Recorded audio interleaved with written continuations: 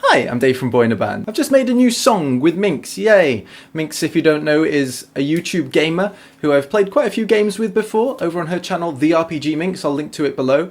And the song is about a game called Trouble in Terrorist Town, which is really fun to play because it's purely about betraying your friends and trying to convince them that you aren't the traitor who has to kill everyone. So I thought to take the opportunity to tell you about a time that I had been betrayed, which is quite an interesting story, so...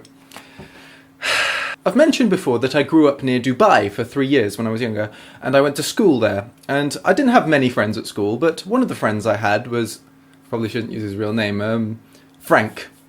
Frank Singh. We used to go to each other's house pretty much every week, and we were pretty close friends, and there was quite a bit of a cultural difference as well, which is really interesting. He was a Sikh, and I guess then I was technically a Christian because I'd been baptized, but that never became an issue, which is quite an interesting thing about growing up in Dubai, because there was so many different cultures in one place. And another aspect of the culture that was slightly different was that Frank was rich. And I'm not just talking like he had a big house, I'm talking his dad owned 7 hotels. Nine hotels. And as a result, Frank had all the coolest things at his house.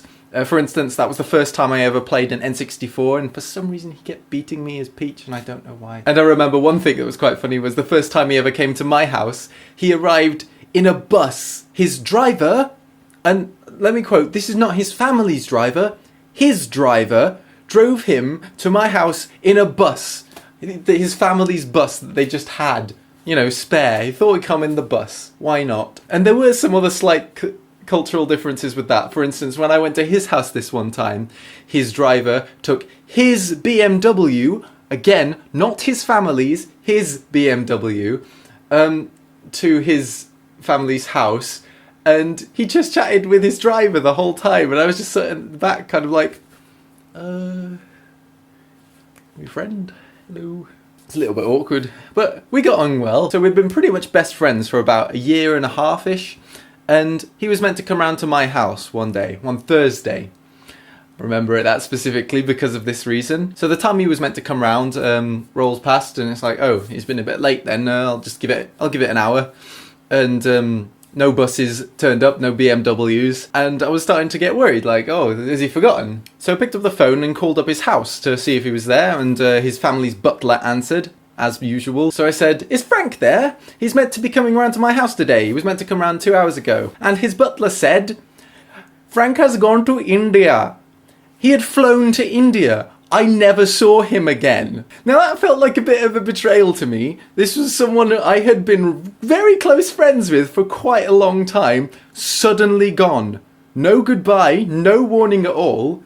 Gone. Later, in the newspapers over there, turned out one of his parents' hotels was a brothel. He had probably, looking back, had to flee the country in order to, I don't know, avoid prosecution.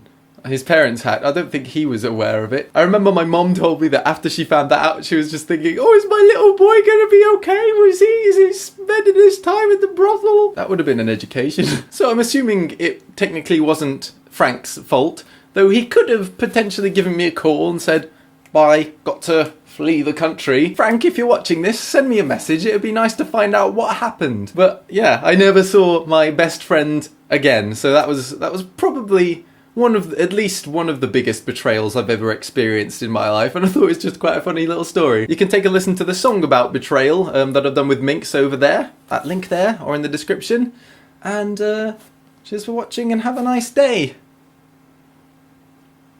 His name was Angad.